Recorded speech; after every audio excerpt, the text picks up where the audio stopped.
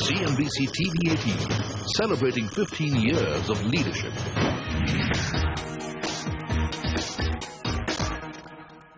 Hello and welcome to What the World Wants. It's just a few days to the budget, and in this show, we speak to some key global market analysts and ask them what they expect from the Indian government and the Indian economy. We also find out their outlook on Indian equities.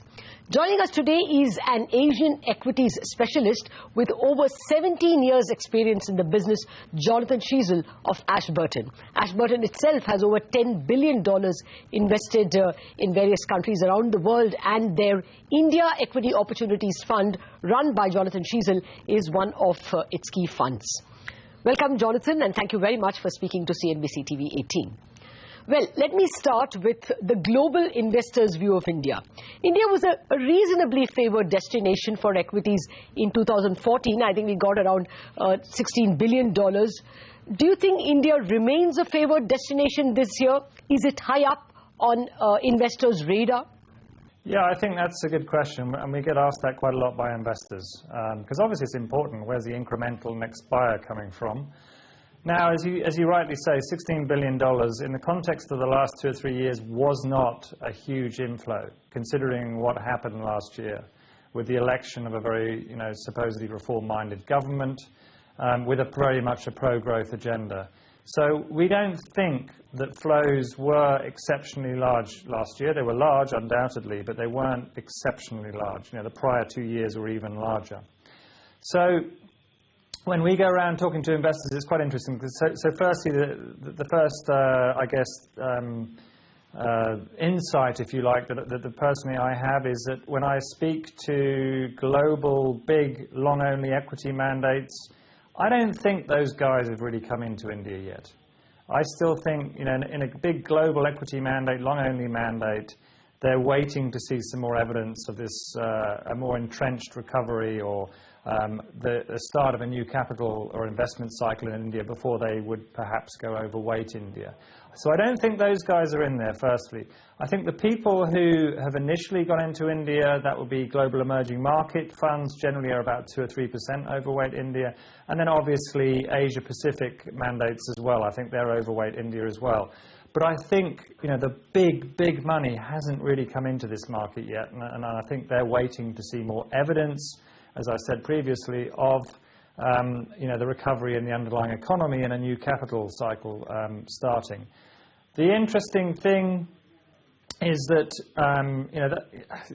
from also when I'm speaking to potential investors who are looking at India, previously a lot of these guys have only invested in India via GEM funds, global emerging market funds. Previously the attitude was, I don't know enough about India, I'll leave that to my GEM fund manager, he can allocate much more efficiently than I can. I have definitely picked up from several meetings that I've had more recently, is that people are beginning now to do work on India by itself.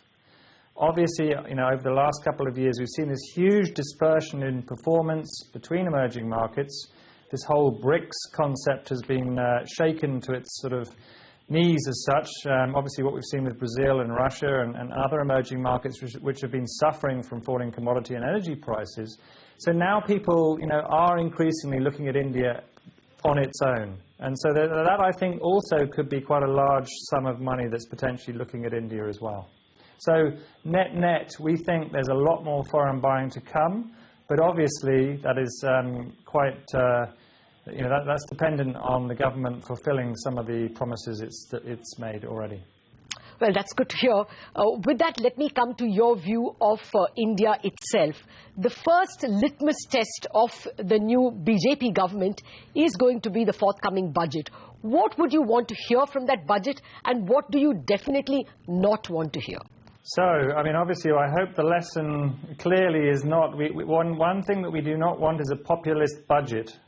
We need to be moving away from the subsidy regime of the prior administration, and certainly the government has so far taken good steps down that track. There's obviously a lot further to go, it has to be said. What we're looking for, though, is a more growth-orientated budget.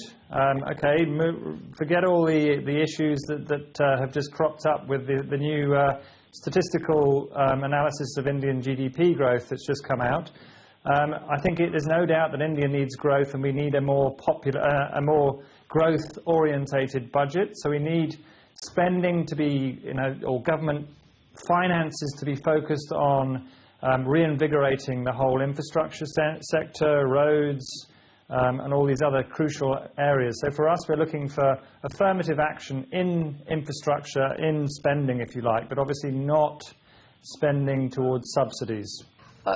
This government has a given fiscal timetable. It has to bring down the fiscal deficit in the current year to 4.1% and to 3.6% next year. Should they renege, will you be upset? No, I'm personally slightly more relaxed about that now. I think what India needs desperately is growth.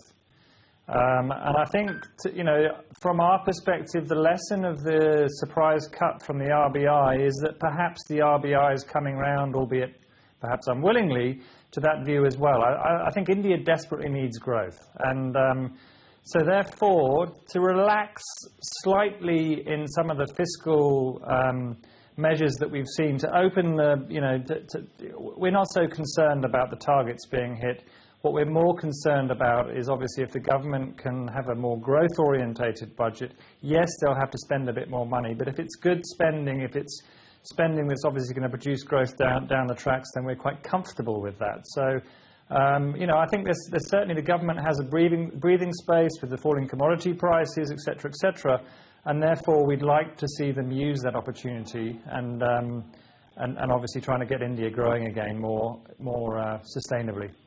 The RBI governor has been quite insistent that he wants high-quality fiscal consolidation. In any case, how many rate cuts are you factoring in from RBI this year? So, our in-house view is probably we have 2 more. I know that the governor's been particularly, he's mentioned on a number of occasions that the third cut, if you like, will be dependent on the monsoon. I'm not sure I buy that particularly myself, but anyway. But I think the market certainly would be very disappointed if we didn't get a cut following the budget or within a few weeks after the budget. So I think most people are looking for a cut in sort of March, April time. Then I guess we'll have a gap, and then we'll see how the monsoon develops. To my mind, actually, the RBI will be very much focused at looking at inflation expectations. Obviously, oil has pushed up a little bit from the recent lows. We've got to see if the government's going to be willing to push prices up if oil does continue to move, or are we back to square one with the subsidy regime? So that's, I think we need to see some evidence of what happens there. So, our own in-house view, as I say, is probably looking for at least 2 more cuts this year. In an ideal world, we might even get more, but obviously that is still quite dependent on what happens overseas, and obviously to energy prices in particular. The governor's arithmetic is as follows. He sees the Jan 2016 CPI inflation, consumer inflation at 6%. He wants at least 1.5% to 2% higher nominal rate. That means really a repo rate, a policy rate of 7.5%. That means just 1 more rate cut. Will that spook you? Will it influence your stock picking? It could do. I think there is a risk here that the Reserve Bank is being too cautious. I applaud Rajan and everything that he's trying to do with bringing down inflation and inflationary expectations. However, the fact is that, when you look around the globe today, it's difficult to see rampant inflation anywhere particularly.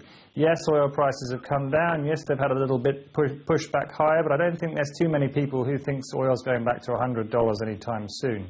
So it's difficult to really be too... Yes, I understand he wants a period of high real rates, and obviously that's to squash inflationary expectations, to encourage savings, etc., which is all good. But I think the fact is, at the moment, if you look at the recovery, it's still incredibly patchy.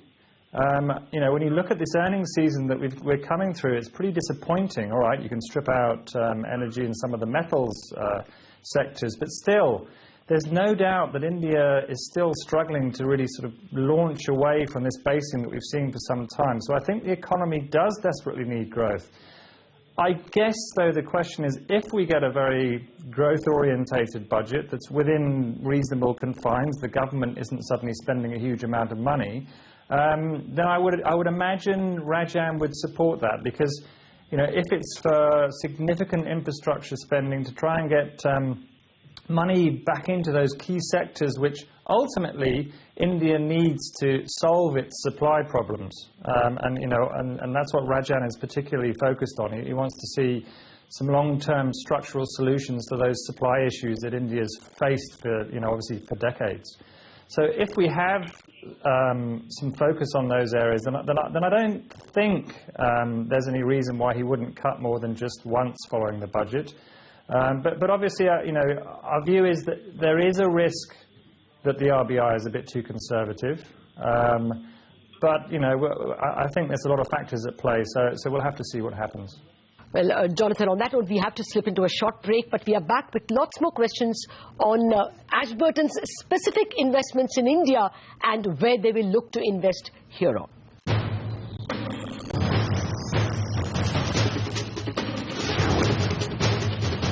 CNBC TV 18, celebrating 15 years of leadership.